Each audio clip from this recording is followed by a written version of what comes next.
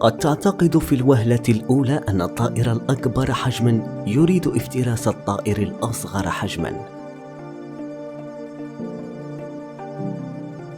ولكن ليس هذا هدفه. يحاول تخويفه من أجل أن يحصل على سمك مجاني،